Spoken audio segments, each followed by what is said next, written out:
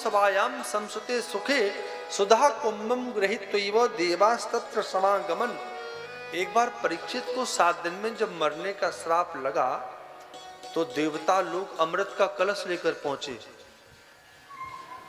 जिस अमृत को पाने के लिए देवासुर संग्राम हुआ, वो देवता अमृत का कलश लेकर परीक्षित के सामने पहुंच गए और कहते हैं, महाराज परीक्षित को अमृत पिला दो, हमें भागवत की कथा सुना दो।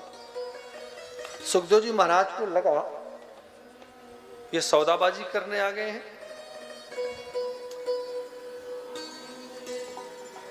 एवं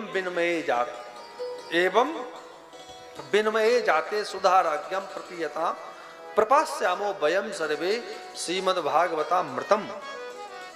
हम सब पिएंगे। सुखदेव जी भगवान को लगा ये तो विनमय करने आए हैं, अरे कथा सुनना है तो आराम से आके बैठो। लेकिन देखो देवता भी परीक्षित की कथा में गए, अमृत का कलश लेकर सीधे पहुंचे स्टेज पर, महाराज हम अमृत का कलश लेकर आए, इसको पान करिए। ऐसे भी श्रोता होते हैं जो महाराज देखो कथा की एक मर्यादा है,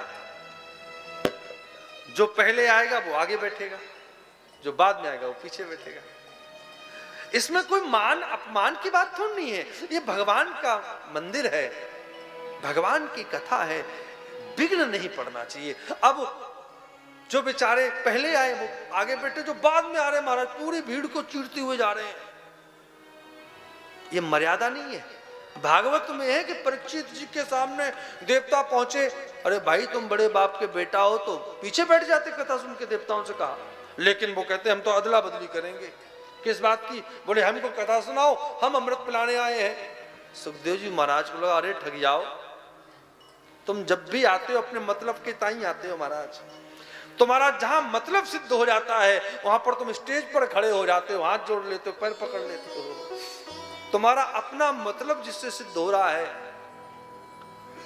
तो भैया कथा में मर्यादा होती है। कथा में कौन अपना कौन पराया, कौन ऊंचा कौन नीचा, ये नहीं देखा जाता है। अगर ऐसा मन में विचार कथा में अगर आपके आ रहा है तो आप पुण्य के भागी कब बनोगे, कम बनोगे, पाप के भागी ज्यादा बन जाओगे। बेटे का विवाह नहीं, ये भगवान की कथा है। यहां कोई ऊंचा नहीं है, कोई नीचा नहीं है, कौन पहले आया कौन बाद में गया, ये विचार नहीं करना है। ये भगवान की कथा है, जो आएगा भगवान की कथा उसके हृदय में जाएगी। अब किसी को न अभाव में जियो न प्रभाव में जियो, जिंदगी यारो तुम्हारी है, तुम अपने स्वभाव में जियो। बोलो जय श्री कृष्ण। तुम अपने स्वभाव में जियो। कहने का अभिप्राय यह है, देवताओं ने अदला बदली करने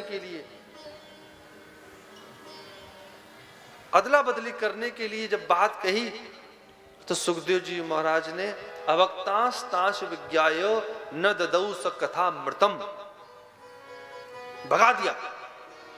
अरे ठगियाओ, तुम बदले की भावना से आए हो। समस्त देवता ब्रह्मा जी के पास पहुंचे और ब्रह्मा जी से कहा कि प्रभु आज तो बेइज्जती हो गई, बड़ी सभा में धक्के देके भगा दिया गया। अच्छा देखो आप लोगों ने कथा प्रसंग सुना होगा, फिर भी मैं कोशिश करूंगा आपको कथा के प्रत्येक प्रसंग से स्पर्श कराते हुए ले चलूं। लेकिन आज थोड़ा समय का है, समय का थोड़ा कब तक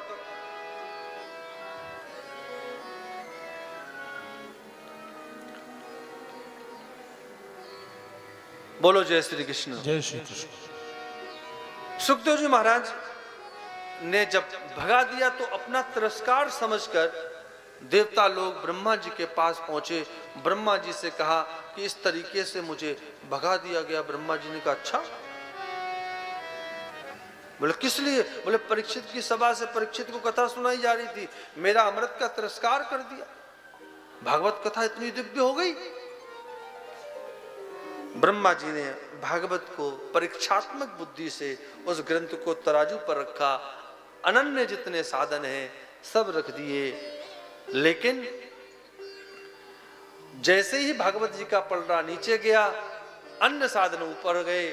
समस्त देवी देवताओं ने मिलकर कहा, मेन रे भगवद रूपम शास्त्रम भागवतम कलो। सबने भागवत को मान लिया कि साक्षात भागवत भगवान हैं इस कलकाल में। तो